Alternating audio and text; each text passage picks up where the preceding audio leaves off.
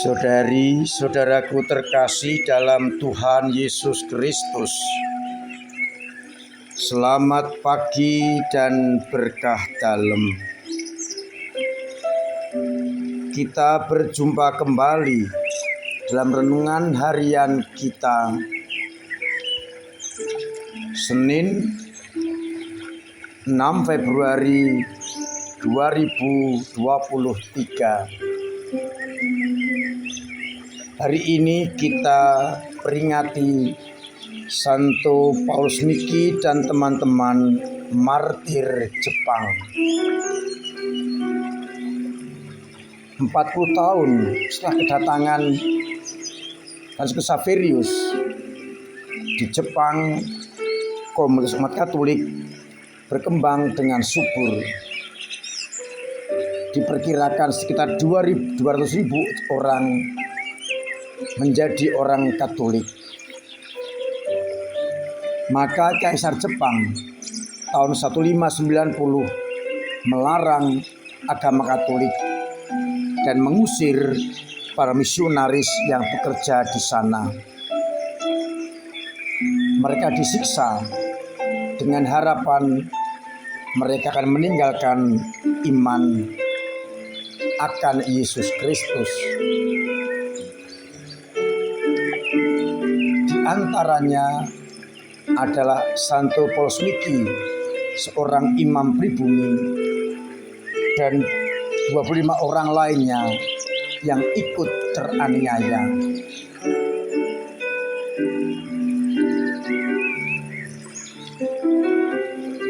Dalam penyiksaan sangatlah keji, karena mereka ada yang dipotong telinganya, disiksa dengan berbagai macam cara agar mereka murtad dan kemudian meninggalkan iman mereka. Bersama Paulus Miki ada 6 orang misionaris Spanyol dari Ordo Santo Franciscus.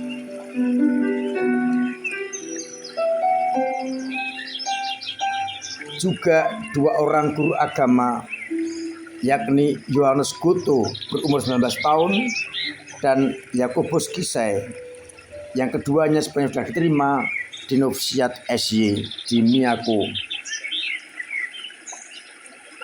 Mereka dikelilingkan, dipertontonkan kepada rakyat dengan harapan mereka jera dan meninggalkan iman.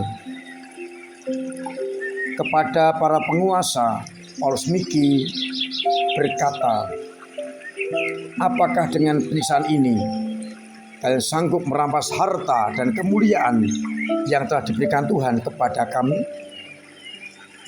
Seyogyanya kamu harus bergembira karena mengucap syukur atas kemuliaan yang diberikan Tuhan kepada kami."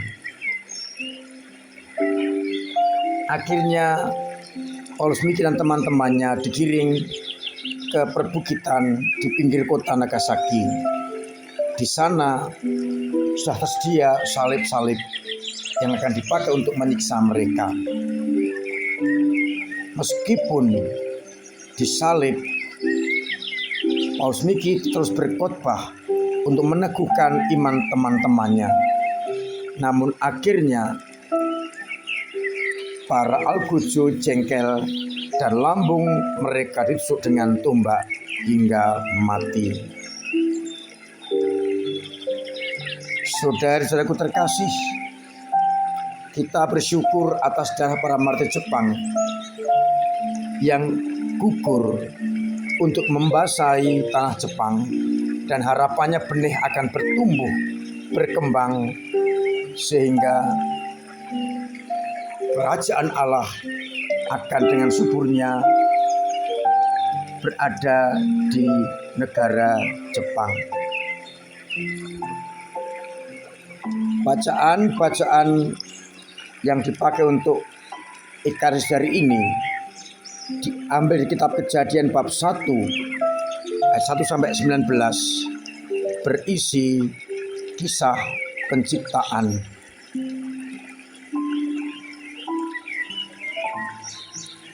Kita sudah hafal dengan cerita itu. Allah menjadikan baik adanya. Sedangkan pada bacaan Injil, kedatangan Yesus menjadi magnet bagi banyak orang. Semua mendatangi Yesus, dan mereka membawa orang-orang sakit. Dan kemanapun Yesus pergi, mereka meletakkan orang-orang sakit di pinggir-pinggir jalan dan di pasar, dan memohon supaya mereka diperkenankan hanya menjamah jubah jubahnya, dan semua akan sembuh. Saudari-saudaraku terkasih dalam Kristus, dari bacaan yang pertama saya mengajak untuk merenungkan sabda ini dalam konteks kehidupan kita sehari-hari. Allah menciptakan semuanya baik adanya. Dimulai pada hari yang pertama,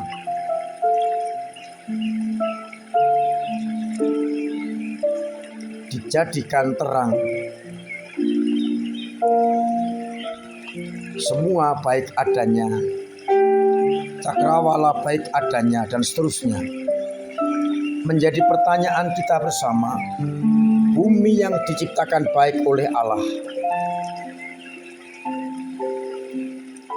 mengapa di era kita ini banyak malapetaka karena alam?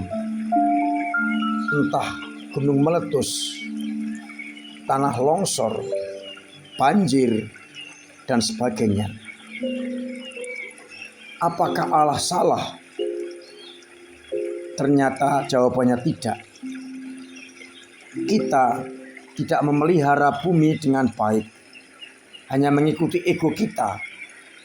Sehingga yang terjadi adalah malapetaka. Allah menciptakan semuanya untuk kebaikan kita. Mengapa kita tidak memeliharanya? Maka saya mengajak permenungan yang pertama. Bagaimana kita memelihara alam ciptaan yang diberikan Tuhan kepada kita?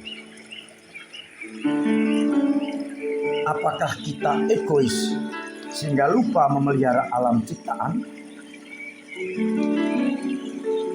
Seharusnya kita bersyukur kepada Allah, dan cara kita bersyukur dengan mencoba memelihara alam ciptaan itu.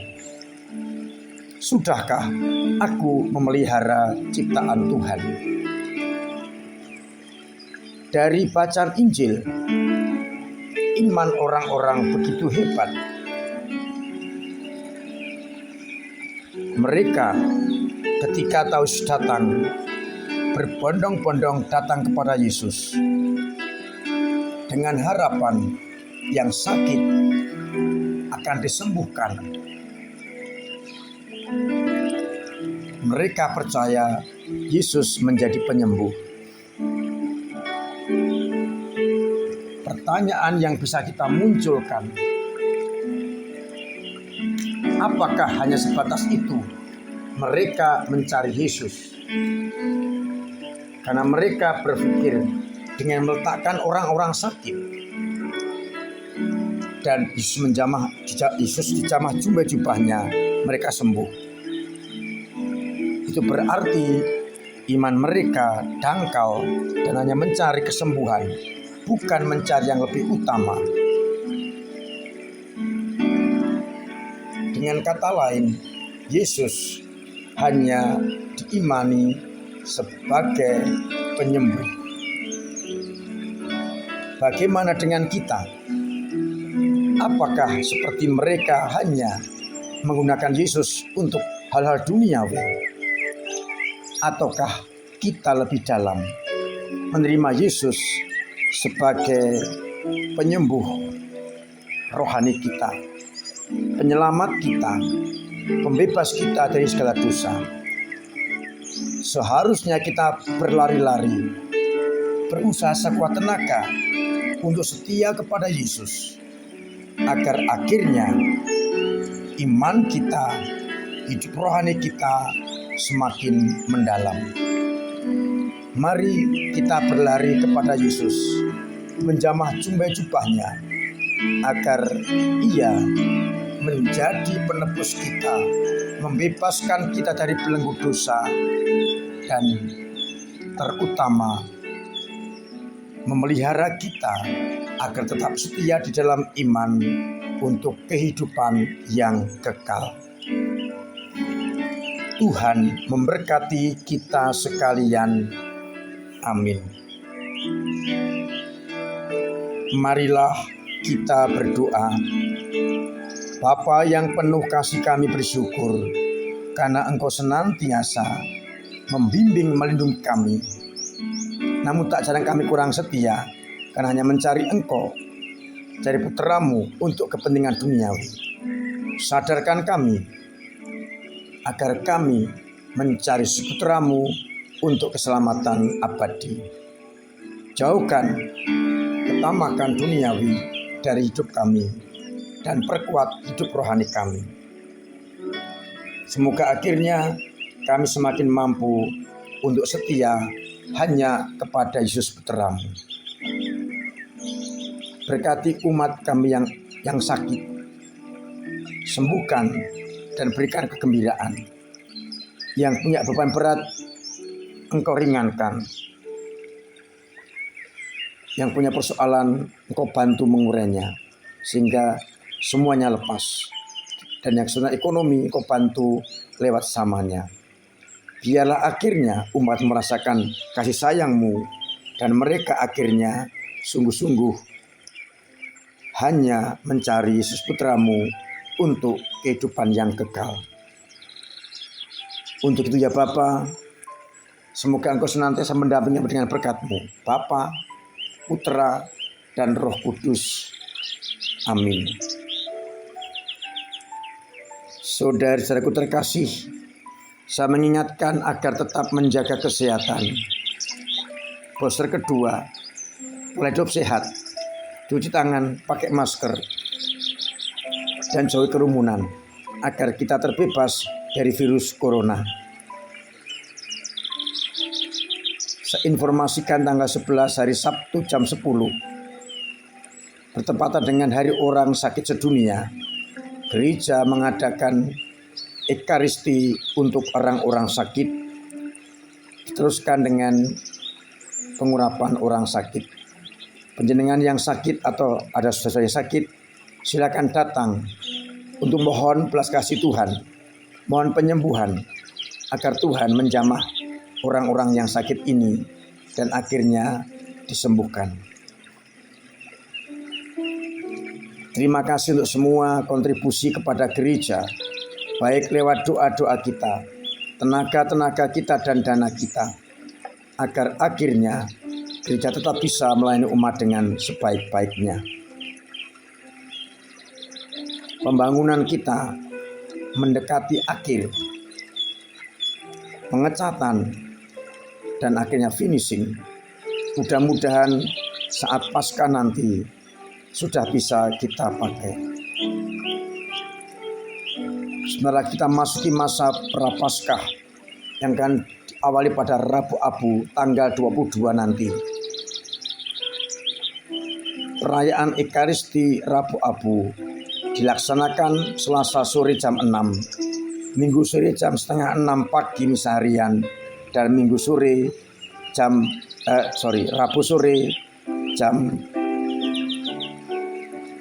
6.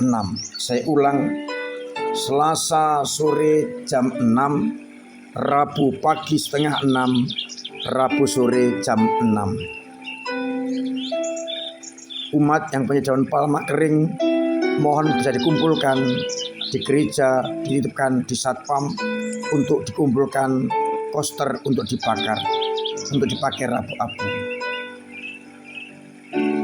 Selama masa Prapaskah, saya undang panjenengan untuk retret agung, olah diri, mati raga, berpantang dan berpuasa. kalau perlu jangan minimalis. Jangan hanya Rabu Abu dan 7 Jumat, tetapi setiap sampai 40 hari kita berpantang menurut kemampuan kita sendiri. Selama masa Prapaskah, penggunaan bunga ditiadakan di altar maupun di kapel-kapel, hanya dipakai daun-daunan, sehingga menunjukkan kepada kita sikap untuk sungguh-sungguh mati raga. Akhirnya saya mengucapkan selamat pagi, selamat merenungkan, salam sehat, Tuhan memberkati.